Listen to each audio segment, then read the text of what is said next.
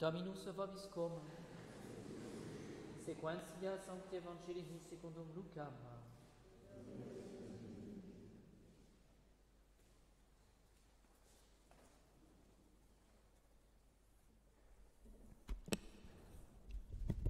En ce temps-là, les publicains et les pécheurs s'approchaient de Jésus pour l'entendre. Les pharisiens et les scribes murmuraient et disaient « Il accueille les pécheurs et il mange avec eux ». Alors il leur dit cette parabole, « Lequel d'entre vous, s'il possède 100 brebis et qu'il en perde une, ne laisse les 99 autres dans le désert et ne s'en va après celle qui est perdue jusqu'à ce qu'il la trouve. Quand il l'a trouvée, il la met sur ses épaules, tout joyeux.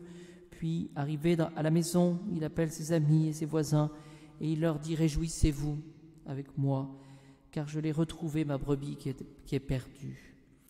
Je vous le dis, c'est ainsi qu'on se réjouira dans le ciel pour un seul pécheur qui fait pénitence, plutôt que pour 99 justes qui n'ont pas besoin de pénitence. » Ou encore, quelle femme, si elle possède 10 drachmes et qu'elle en perde une, n'allume la lampe, ne balaie la maison et ne cherche avec soin jusqu'à ce qu'elle la trouve. Quand elle l'a trouvée, elle appelle amis et voisines et elle dit « Réjouissez-vous avec moi, car je l'ai retrouvée, la drachme que j'avais perdue. » C'est ainsi, je vous le dis, qu'on se réjouira chez les anges de Dieu pour un seul pécheur qui fait pénitence.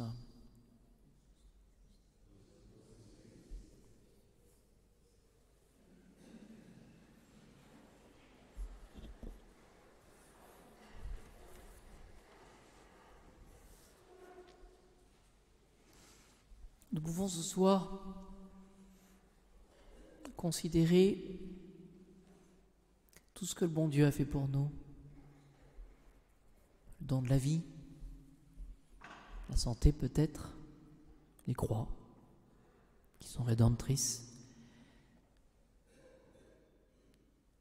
Telle rencontre,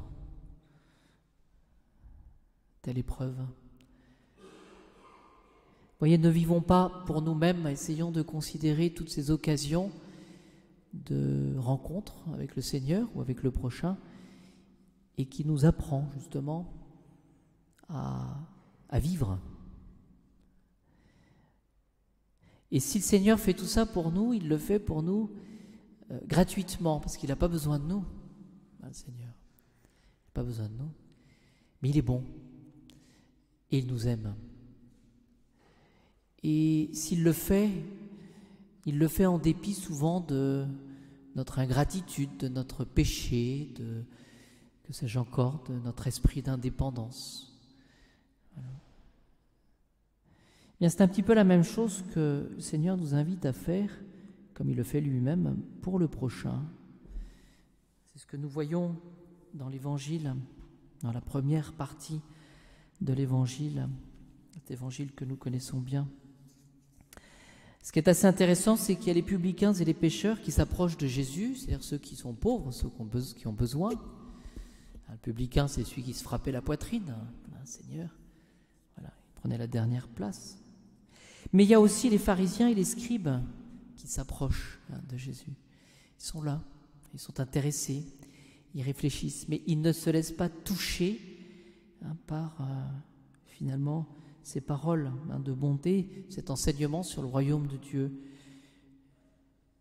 Finalement, ce qu'on peut tout de suite voir, c'est que ces pharisiens, ces scribes, attachés à la loi, attachés aux prescriptions de la loi, à la lettre, une grande connaissance, ils avaient de la loi, eh bien, ils récriminent. Qu'est-ce qu'ils disent? Ils accueillent les pécheurs et ils mangent avec eux. Voilà, c'est ça le reproche qui est fait. Sous-entendu, ces hommes-là ne sont pas parfaits et lui qui se dit saint et parfait, eh bien, n'hésite pas justement à aller avec des gens qui sont imparfaits. Voilà. Alors la réponse de Jésus avec cette parabole de la brebis perdue, eh bien, doit nous faire réfléchir. Ce qu'on peut retenir, c'est que quand le berger, il l'a retrouvée, la brebis, qu'est-ce qu'il fait? Il la met sur ses épaules. Tout joyeux. Puis, arrivé à la maison, il appelle ses amis et ses voisins, il leur dit « Réjouissez-vous avec moi, car je l'ai retrouvée, ma brebis qui était perdue. » Mais on peut se représenter, on voit d'ailleurs cette représentation du bon berger où Jésus met cette brebis sur ses épaules, il la porte. Les pères de l'Église disent pour cela que Jésus n'a pas peur d'endosser notre humanité avec toutes ses imperfections. Il n'a pas peur d'être contaminé, on pourrait dire les choses comme ça, parce que cette brebis, certainement, en s'éloignant, elle avait un peu d'orgueil, mais elle était imprudente. Elle avait le péché en elle, finalement, cette brebis. Et s'étant égarée, certainement qu'elle devait être pleine d'épines, pleine de poussière, pleine de saleté. Eh bien, cela ne rebute pas notre Seigneur. Alors, réfléchissons ce soir à notre capacité à aimer. Et je le disais hier, c'est facile ça d'aimer nos amis, mais c'est plus difficile d'aimer ceux qui nous font souffrir, ceux qui sont différents. Et c'est là aussi où il faut considérer les choses. Vous voyez, il ne s'agit pas de porter celui qui est pécheur, je dirais, et d'assumer ses péchés. Non, il s'agit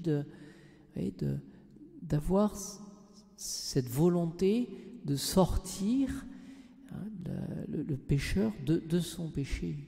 Il y a toute une grande différence pour cela. Et c'est cela la véritable charité. L'orgueilleux, lui, qu'est-ce qu'il fait?